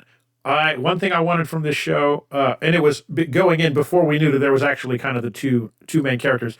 Um, the they've advertised it as a show called The Acolyte about a student of the dark side of the Force, and one thing I did not want to see is the student of the dark side of the Force becoming redeemed or turning to the light by the end. I really wanted them to, have to be brave enough to just let her be a bad person and show us what that means and how terrible that, like, not idolize it, but to allow her to do bad things and remain so, and to show the horror of what that can become. And I don't think we got all the way there, but the fact that there are two of them, and like Adam said, they kind of make the switch, but there is OSHA's arc is a downward spiral into darkness, which I think is very interesting. And I do kind of like the way the show ended, even if I'm not a big fan of a lot of the way we got there. Well, I hope I don't know if agree. Let Chase finish first. OSHA's. I interrupted him. Okay, yeah. Yeah, sorry. Oh no. Well, I agree. I hope I would prefer that they are willing to let this be the story of like a bad guy who does bad things, because not everyone gets a magical redemption right before they die at the last minute, right? Like that's not how the life always goes. Sometimes you do bad things and then that's your legacy. And they have an opportunity to tell that story because we don't know anything that's going to happen to these characters, right? Like, they're probably going to die, whether that's in the events of this show or at the ripe old age of less than 100. But whatever the case, they can end these stories however they want to. So they have the same kind of opportunity that they had in the prequels to tell a tragic story where, like, Sure, your hero is not going to save the day. It's not happily ever after. It's going to end on a tragic note. And that's something that doesn't present itself that often in most kinds of media, not just Star Wars. But when it does happen, you can tell a really poignant story that way. So I agree. I And there are other recent movies, and especially like as a superhero guy, like comic books and stuff. Something like this. Oh, I just smacked the mic. Characters like the Suicide Squad, who are like bad people who do bad things for good reasons. And that can also be an interesting story, but that's not what we get here. Like, this is a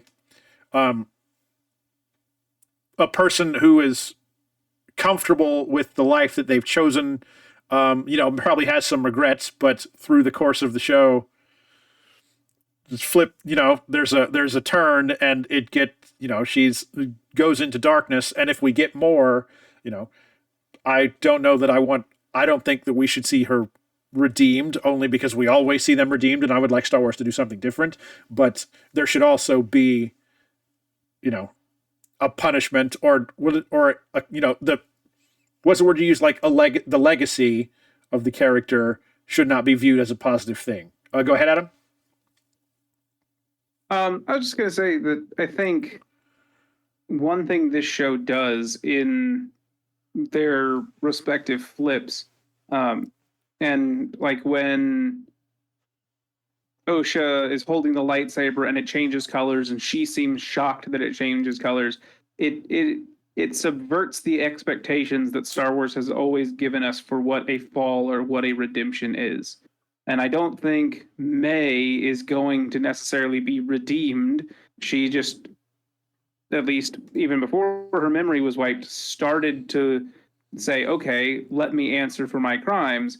And OSHA is saying, okay, I have this power that I was lied to. I was told I couldn't control it, so I should just not use it. And now somebody's telling me I can control it. And, oh, the guy who told me I couldn't control it also killed my mom. And coming to terms with that. And I'm not sure yet if the change at the end is fully witnessing OSHA turning to the dark side as much as it is her finding the only friendly face she has.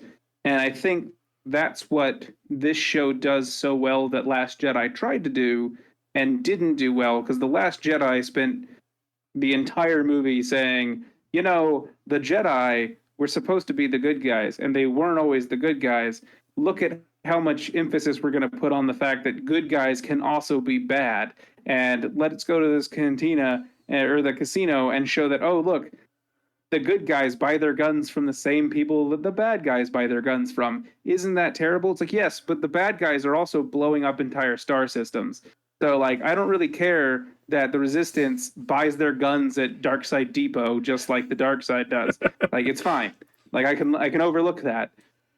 But what Last Jedi didn't do, and maybe it tried to do it with Kylo Ren and Rey, but it really didn't do a good job with it, was showing that there can be redeeming qualities on the dark side as well, because that's what he gives Osha, because it's someone sympathetic. He's like, you're not stuck here. You can take the ship unless I need it. You can take the ship and fly away. Like, you're not a prisoner. You can leave. But let me just tell you that the way that you've always been told it is doesn't necessarily have to be the way. Well, I don't know if that's,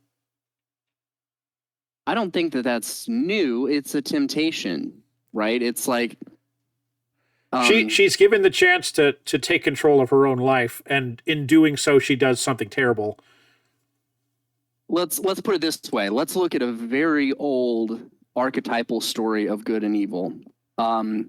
The serpent in the Garden of Eden tells Eve, "Hey, look, come on, you're not gonna die if you eat this fruit. Like, you can eat this fruit and then you'll have knowledge of good and evil. Doesn't that rule?" Oh, this is the one where the fruit's a metaphor for sex. Who knows? Who can say? But the I guess what I'm getting at is Right, that it's a very old story that you can be tempted with something appealing. And that I'm not totally convinced that that's not what's happening here. Like, he's not necessarily like, "Hey, I just want what's best for you, girl." Well, that's what happens to Anakin. Is Palpatine discovers the thing that will, he discovers the carrot that Anakin will chase, and then Anakin makes some bad decisions. We also see Anakin redeemed by the end. And we may get that with Osha too. Right now, we don't know yet, but is Adam frozen? I mean, no, his nostrils are frozen. I thought he was frozen, but his nostrils just flared. Go on. Tell me why I'm wrong. Yeah, I'm having some connection issues. I was frozen. No, I was like, well, y'all were frozen. Back. Yeah, seems like you're back now. Yeah, you're not frozen anymore. Mostly back? Okay. Well, sorry, the last thing I heard was Brandon saying that's what we see with Palpatine. Palpatine dangles a carrot in front of Anakin. And my response to that would be, well, Palpatine does it like a used car salesman. Like, well, yes, he's good at it. He convinces Anakin to fall, but Anakin was already going to go in there and buy the cheap car because he didn't have any money in his bank account. Like, that was an easier temptation. Okay. Like, okay, fair. I think to tie it back to the serpent in the Garden of Eden, it's like, all right, yes, Eve took the fruit, but she didn't become a Sith Lord because she bit the fruit. Well, she did gain what was, but like, the serpent didn't lie to her. He said, if you eat this thing, you're gonna gain knowledge, and like, God just doesn't want you to be like him.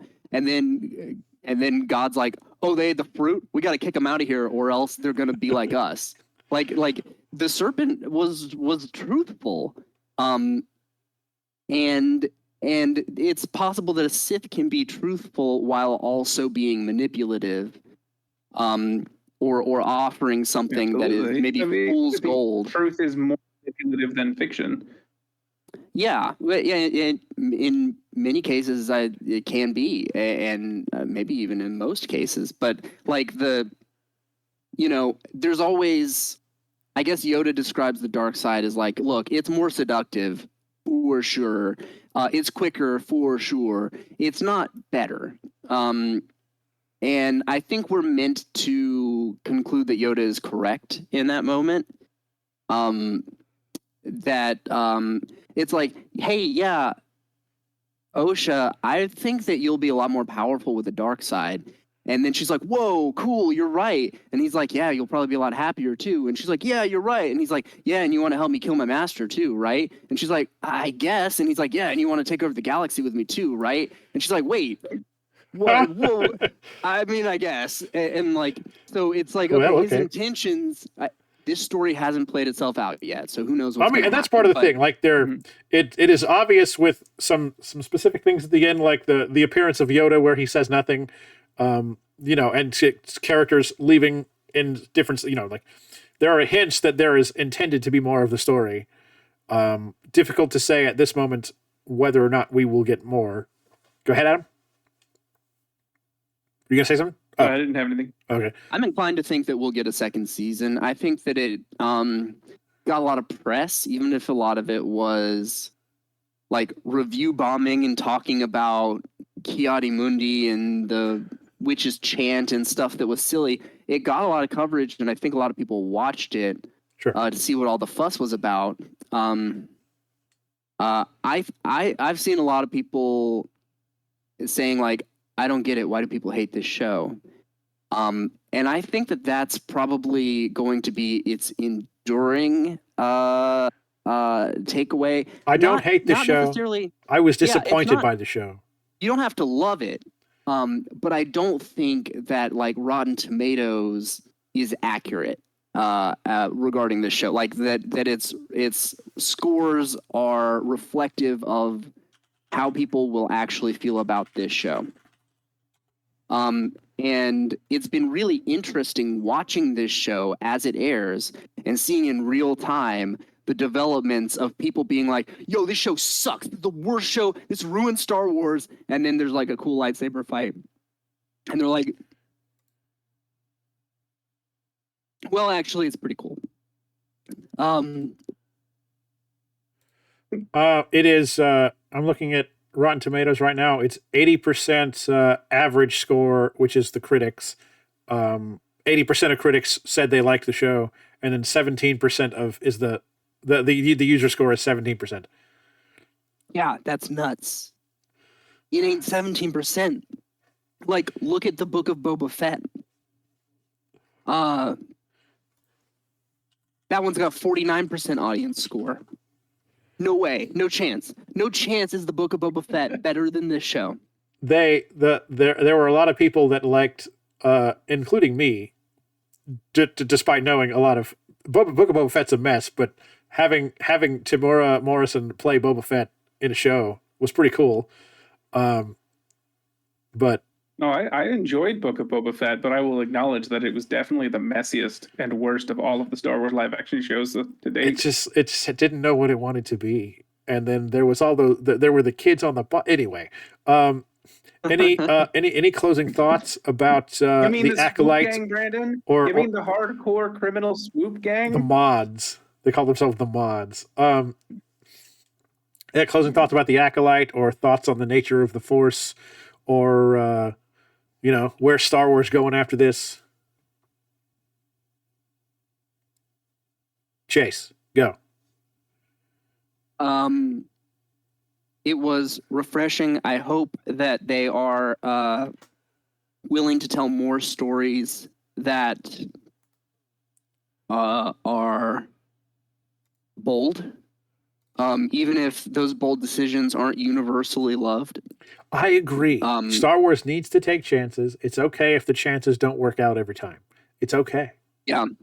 And the thing I say probably every episode, and that I say to myself every night before I doze off into a fitful sleep, is that the only show that I really, really, really want them to make is an animated show about Luke Skywalker and his friends post Return of the Jedi. Like Clone Wars, but about Luke Skywalker. And Leia and Han and like Admiral Akbar, for pity's sake. But like tell stories with those characters with the same kind of freedom that you can tell Acolyte. And you will. Even the same freedom that they took with the prequel characters in Clone Wars. Yeah, for sure. And Clone Wars was probably more sandwiched by huge canonical events than a post Return of the Jedi show would be. I think that that's is probably true. the biggest thing they could do to boost Star Wars. Many people will hate it because you'll have Luke Skywalker say that he likes strawberry ice cream, and they'll say he would never like strawberry ice cream. And who cares? I don't care. And You're right. and, He would drink blue. He would eat blue ice cream. it's blue ice cream, and Blue flavored ice cream. yeah. I mean, you gotta just like not concern yourself with the haters in some ways. And I think I agree. that's something that they were chicken about when it came time to make The Rise of Skywalker. They were not chicken about it when they made The Acolyte, and The Acolyte is a better piece of media than The Rise of Skywalker. So I hope that that's their takeaway. Unfortunately, that's probably true. Adam, closing thoughts? I like the show. I'm hopeful for a season 2. I think that it does a better job than most, at least live action Star Wars to date, asking questions about the nature of the light and dark side of the Force in a more compelling way, because it shows that not just because you're not a Jedi doesn't mean you're a bad person in any way, and vice versa. It shows that both sides are flawed and both sides can have redeeming aspects. But as I mentioned before, this spoilers as well, it's exciting to me that a lot of the people I've seen who really enjoyed this show are not diehard Star Wars fans. And that's something that we needed. A lot of Star Wars fans would disagree, but that's something that any fan base needs, is new fans. If I agree with that totally, and if Star Wars was always kind of aimed at children for the most part, or like teenagers. We're not teenagers anymore. I just turned 35. If it's okay if Star Wars isn't, I don't think that's true anymore in the post George Lucas era. I don't think it's fair to say Star Wars is a kids movie anymore. Well, I don't know, but I guess the point is like it's okay if something's aimed at children. It's okay if Andor is aimed at us or even a more mature audience, those kind of people. It's just like, and it's okay. Not everything has to be for everybody. Star Wars is such a big thing, and there's something for everybody in Star Wars, but not everything is for everybody, and that's okay. It is. But Brandon, if this show is not built specifically for me, I have to burn everything on that shelf. I have to throw away everything on that shelf. I literally just got this X-Wing Lego on Prime Day, and I'm just going to have to throw it in the dumpster. Haven't even built it yet. That's why it's a box sitting there. These are demons you're going to have to deal with on your own time, Adam. Whereas we're unfortunately out of time for the show. I think I'm going to have to burn the sacred text. There is, especially regarding the Force, which is a thing that everyone on the internet seems to think they know everything about. Much to learn. There is much to learn. We still have that grammar. The whole sentence inversion thing doesn't work for me. Much to learn. Yeah, I fucked it up. Anyway, but just like it's okay if a show comes out and they tell us something new about the Force that we didn't know before or we didn't fully understand until now. And they're going to continue to do that, and it's going to be okay. Opinions change. Like the way that the Force is viewed in the prequel is different in some ways than we see the Force viewed in the sequel or in the original trilogy, because there's a lot of things that happened and maybe they realized some mistakes they made.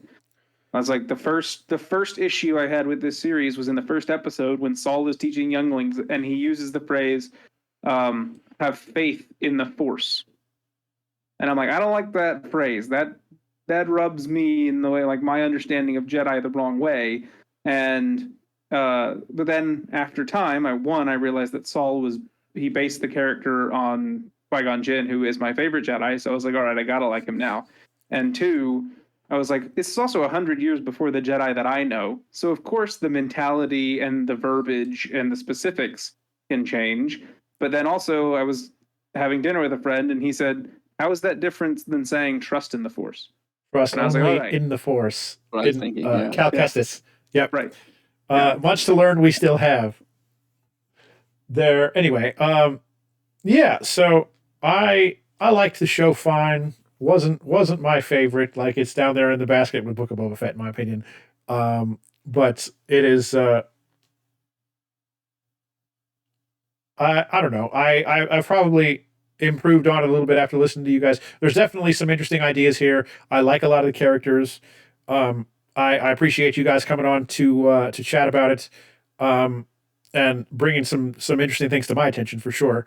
But you know, so they're going to keep making Star Wars, and we'll see what the next thing is. I'm looking forward to Andor season 2. That should happen in the next 6 months or something.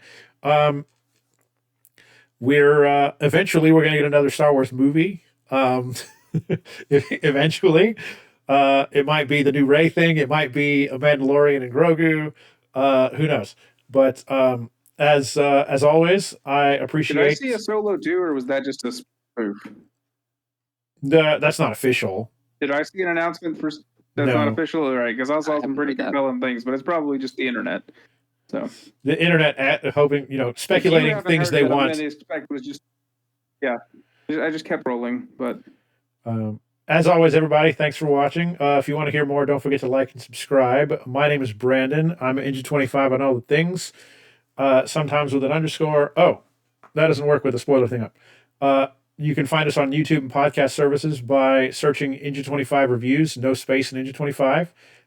We'll be back soon with a new review, and until then, go watch a movie.